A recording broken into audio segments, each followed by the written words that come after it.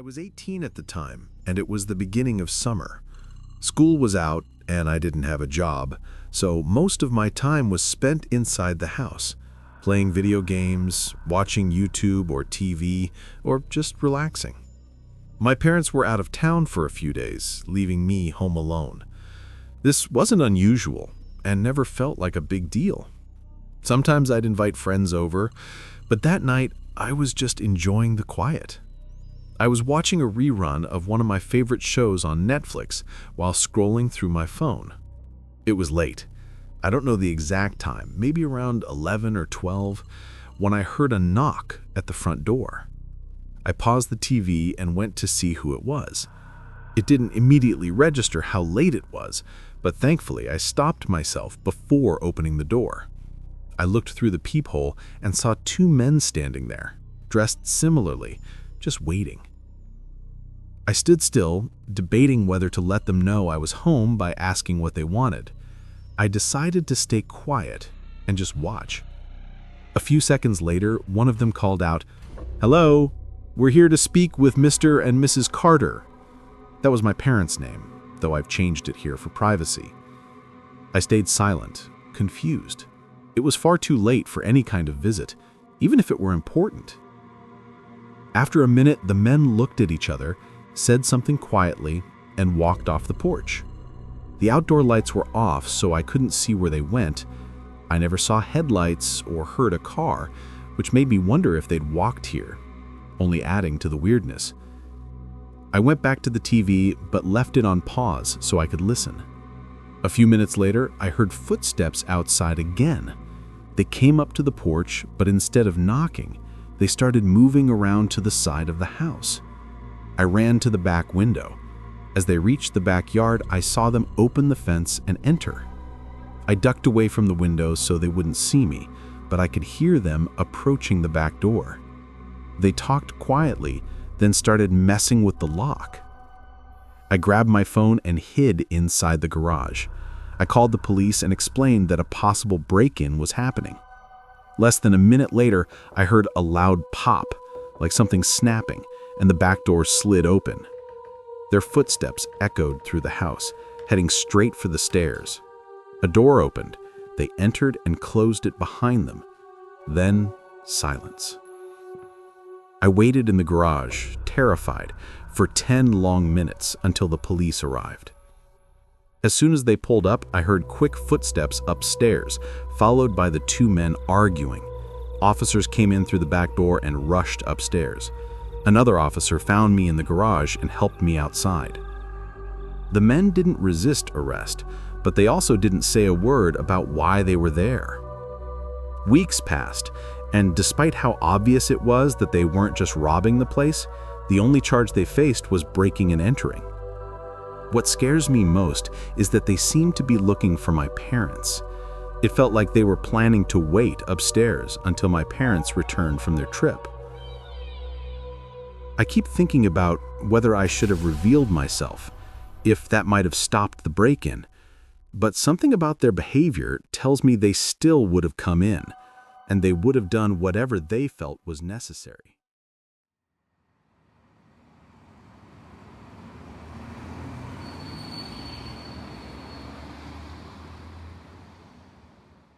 I live on the outskirts of a mid-sized town in Northumberland. The whole reason I moved here was because owning a large plot of land isn't nearly as impossible as it is in most other places. My house is small, but cozy enough for living alone. This happened 4 years ago, in 2019. It was spring, and we were going through a month of non-stop rain, almost every single day. It was a Sunday, and I was home from work, spending the day watching TV and resting. Sometime around 6 or 7, I heard an unexpected knock at the door. I barely caught it through the sound of the rain.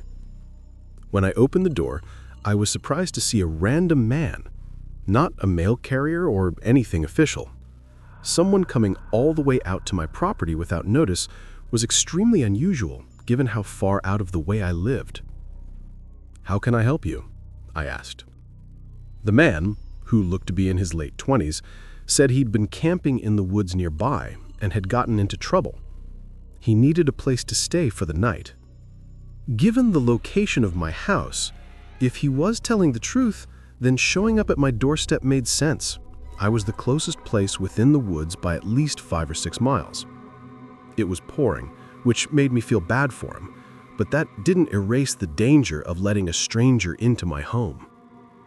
I offered him a phone call to get a ride into town, but he declined. After bluntly saying he couldn't stay here, he walked off. I watched him go down the dirt road a little ways, then veer off into the woods. As strange as that was, I didn't think much of it and went back to watching TV. I didn't check the time often, but it had to be at least 2 hours later, well into the night, when I noticed an orange glare coming from the window by the backyard. I got up and moved the curtain. Through the rain and fog, I saw a campfire flickering under a large tree in the woods behind my house. It was small, struggling against the downpour. Standing next to it was the outline of a figure holding something. I couldn't tell if he was facing the house or looking deeper into the woods. After a moment, I closed the curtain and picked up my phone. I called the police to report someone lingering outside my home. I knew it would probably take them an hour to get here, and whoever was out there wasn't doing anything directly threatening, but I wanted them gone before I went to bed. Once I got off the phone with the officer, I checked the window again. The fire was still burning lightly, but the figure was gone. Then I heard footsteps approaching the house. I ran to another window and saw him walking past with a hunting rifle in his hand. He turned the corner and headed to the front door. He banged on it a few times, then went quiet. I grabbed my self-defense handgun from the hallway closet and hid around the wall, still trying to process what was happening. He hit the door again. This time I could tell it was with the stock of his rifle, nearly breaking a panel out of the door. In that moment, I knew I had to act before things turned life or death. I fired a shot toward the edge of the doorframe, deafening myself for a second as the sound rang through the house. When my hearing returned, all I could hear was the rain. No footsteps, no banging, no yelling. I waited 5 minutes in silence, then gathered the courage to look through the peephole. The porch was empty. Outside, clear footprints led away from the house. He must have run right after the shot. During the few seconds I couldn't hear.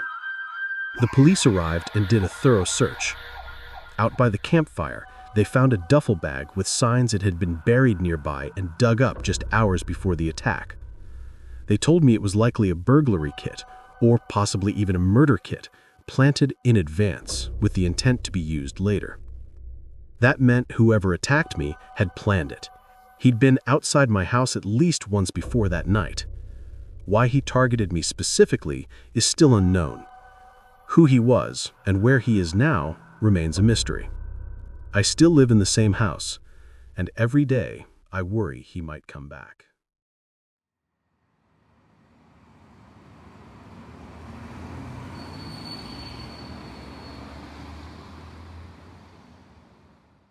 When I was growing up, I lived with my mom in a small house in Bristol.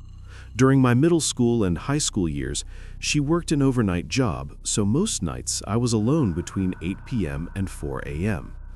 This happened a few months before I graduated high school. It was a regular night. At 7:30, I said goodbye to my mom, Claire, like usual. Then I played video games for a few hours. It was a school night, so I couldn't stay up too late, but I still pushed it. Around 11:30, I shut everything off and went up to my room. I stayed on my phone for another hour before finally falling asleep. When I woke up, I thought I heard a door closing downstairs. I looked at the clock next to my bed, 3:30 a.m. I assumed my mom had come home early. I turned over and tried to go back to sleep, listening to footsteps moving around downstairs. But after a minute, I started paying closer attention. Usually my mom would go straight upstairs to get ready for bed. This time, it sounded like someone was just wandering through the house. I listened for another 2 or 3 minutes. The steps didn't stop. They moved slowly, room to room, like someone was taking a tour. I started to feel nervous. What if it wasn't my mom? I got up and turned on the light in my room. Almost instantly, the footsteps stopped. I stood by my door, listening. Nothing. Carefully, I opened the door and peeked into the hallway. I expected to see light coming from downstairs, but the house was completely dark. Whoever had been walking around hadn't turned on a single light, which scared me more than anything. I stayed silent and crept down the hallway until I reached the top of the stairs. I knelt down and looked through the railing into the living room. No one was there. Even in the dark, I could tell nothing had been moved. My PlayStation was still in place, and in my mind, that was a sign. If someone had broken in and walked through the house, they'd have taken the most expensive thing in the room. At that point, I just wanted to know if it was my mom or if I was losing it. I walked down the stairs and called out, "Mom, you home?" No response. No movement. I walked through the hallway into the kitchen. Right away, I saw a shoe print on the tile floor. I looked up, and my eyes locked onto a figure across the room. A man was sitting at the dining table, wearing a dark mask. His clothes were all black, making it hard to see any features. He was staring at me, but didn't speak or move, just sat there, emotionless. I bolted upstairs and locked myself in my room. I called 911, whispering to the operator in a panic. They kept me updated on the police's estimated arrival. A minute later, I heard the man walking slowly across the downstairs toward the staircase. I kept whispering, heart pounding, until I heard the front door open and the man walked away from the house. Not even 30 seconds later, headlights lit up my window. My mom pulled into the driveway. I ran outside to meet her and told her everything. When the police arrived, they searched the house thoroughly, but they found nothing incriminating. No tools, no signs of forced entry, nothing that could help identify the man. From what it seemed, he wasn't there to rob us. He didn't seem interested in me either. That meant he was most likely there for my mom. It makes sense. He broke in just minutes before she usually got home. It makes me think about what could have happened if I hadn't gone downstairs, or if my mom had walked in unaware of the man waiting for her.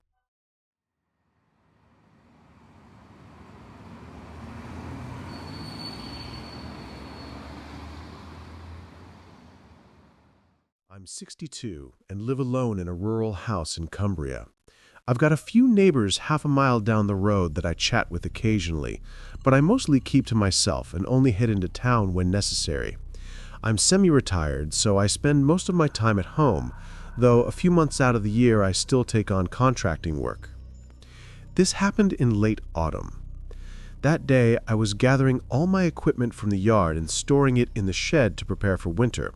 Just tools, lawnmowers, and other bits I'd left out. While I was outside, I noticed something strange. A man walking along the road that connects to my driveway. He had nothing on him, no backpack, no camping gear. For context, this road is completely empty aside from a few houses like mine, and the nearest town is a 4-hour walk away. I watched him until he disappeared far down the road. After he was gone, I looked both directions and saw no cars parked anywhere. It was odd, but I eventually stopped thinking about it and finished up in the yard. I was back inside before dark and made dinner while cooling off. As I sat at the table, a sudden thud from outside startled me. It was a wooden thump, sounded like it came from the shed. I looked through the window and saw the shed door wide open. It's old, but it's never unlatched on its own before. Still unsure of what was going on, I knew I had to check it and close the door.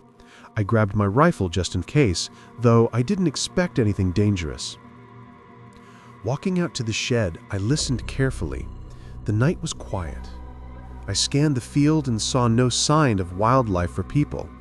When I reached the open shed door, I turned on my flashlight and shined it inside. Nothing looked out of place. I stepped in and did a more thorough search for any animals hiding, but still, nothing.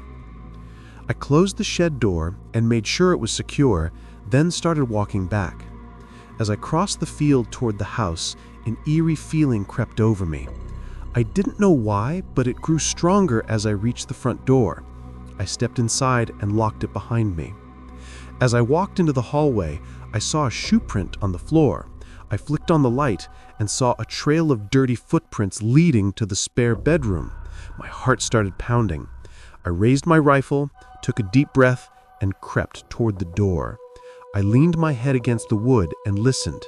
I could hear someone breathing on the other side. Before I could decide what to do, the handle twisted from my grip and the door swung open. I jumped back and raised the rifle. A man stood in the doorway, holding a massive metal shovel like a weapon. His face was twisted with rage. I shouted for him to stay back, trying to sound intimidating, but I was terrified.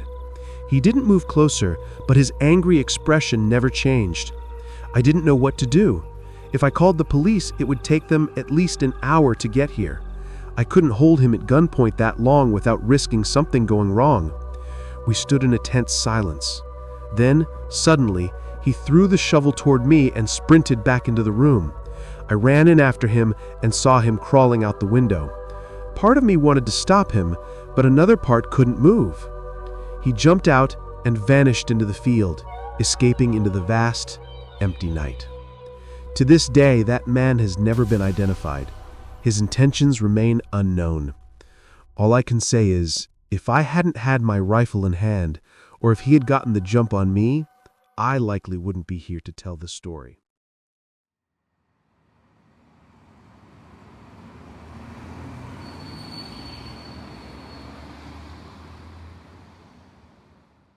I don't travel much, so this was one of the few times I had to stay somewhere other than a friend's or family's house. The area I needed to visit was small, and most of the hotels didn't look great. But to my surprise, there was a single home listed on Airbnb. It was my first time using the site, but the house looked decent, much better than the hotels. I requested the dates, and within minutes, the place was booked. The next week, I started the drive. When I arrived in the village, about 14 hours from my city, it was well into the night. The town looked deserted compared to what I was used to. All the houses were dark, the shops were closed, and there were no people or cars in sight. Of course, it was the middle of the night, so I didn't expect much activity, but it still felt eerie. I hadn't seen the place during the day, so this was my first impression. The road to the Airbnb was dark and winding, cutting through a forested neighborhood. Eventually, I reached the house. It was one of the few with its porch and outdoor lights on. One window upstairs also had a light shining through. I figured the last guest had forgotten to turn it off. I thought nothing of it and started unloading my things. I got the key code from my email, opened the door, and locked it behind me. I dropped my bags in the corner of the room, then went upstairs to switch off the light. It was one of the spare bedrooms, just a bed and a small dresser. I flicked it off and headed to the main bedroom to settle in. I was only staying one night, but I'd booked 2 since I needed to be in the area late the next day. I stayed up for about an hour before finally getting into bed. I closed my eyes and tried to sleep, but I lay awake for a long time.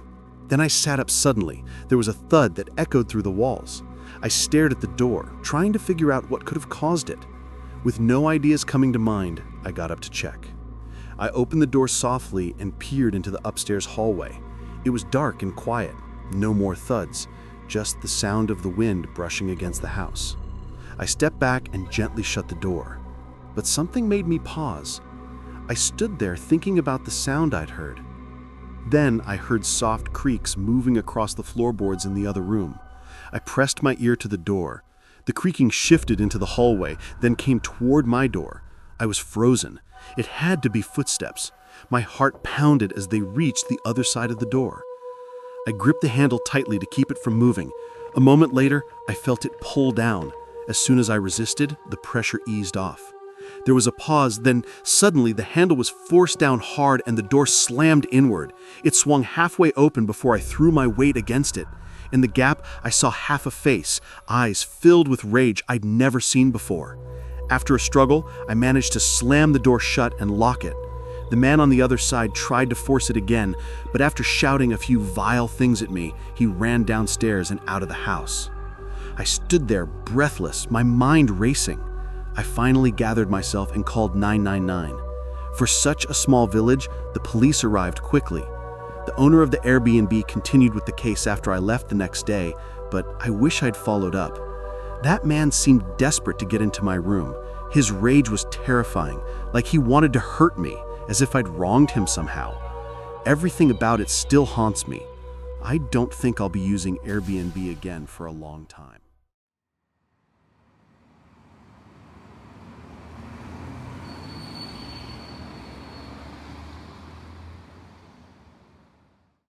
This happened about 3 years ago.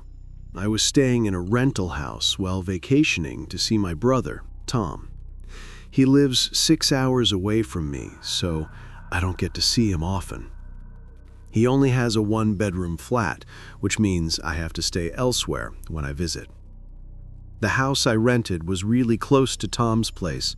It was the same price as nearby hotels, so it was an easy choice. I arrived in town early in the morning, met up with Tom for lunch, grabbed some groceries, and was back at the rental around 5 p.m. The place didn't offer much, just a couch, TV, and bed, but for the price, I wasn't expecting luxury. I stayed up until 9, then got into bed. It had been a long day, and I was looking forward to a solid night's sleep. I lay awake longer than I wanted, finally drifting off after an hour. When I opened my eyes, the room was pitch black. I could sense it was the middle of the night. Before I could check the time, I heard something outside the room. Footsteps slowly moving down the hallway, followed by a door closing softly. Then silence. My whole body froze. I lay still, staring into the dark.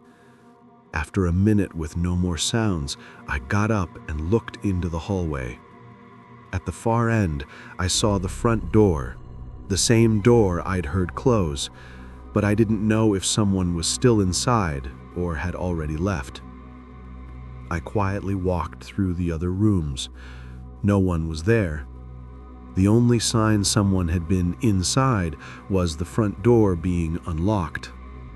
I didn't see any footprints or notice anything missing. After checking all the locks, I called 999. They arrived fairly quickly, but didn't do much. They told me to keep the doors locked and contact the owner. Aside from that, they didn't seem interested in figuring it out. I stayed up the rest of the night, unable to sleep. The next morning, I called the rental owner and explained what had happened. Then I went to see Tom. While I was out, the owner changed the door's PIN code, which made me feel a bit better.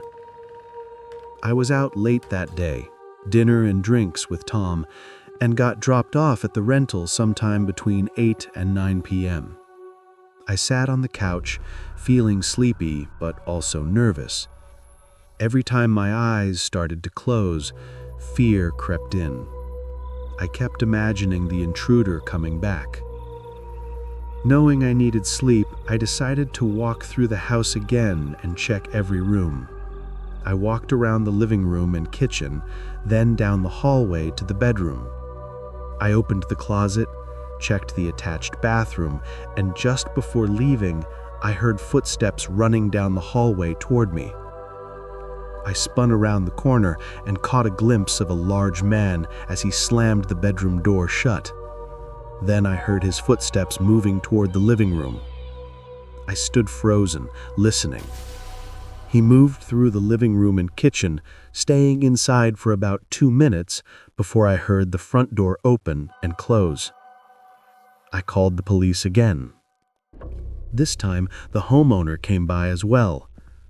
The living room and kitchen looked ransacked. Furniture scattered, cabinets open, items tossed across the floor. But after a closer look, the owner said nothing appeared to be missing. It looked like the man was searching for something very specific, and nothing more. I left the rental and checked into a hotel. Within a few days, I stopped hearing updates. I assume he was never found, but the situation left me with a lot of questions. What really gets to me is that I had checked the entire house that first night. So where was he hiding? How long had he been in the house with me? Was he watching me? And what would have happened if I'd fallen asleep on the couch? If you saw 3 chilling countryside nightmares, you know how real the fear gets. In this new story, that same terror unfolds on screen, raw, quiet, and unforgettable. Watch now.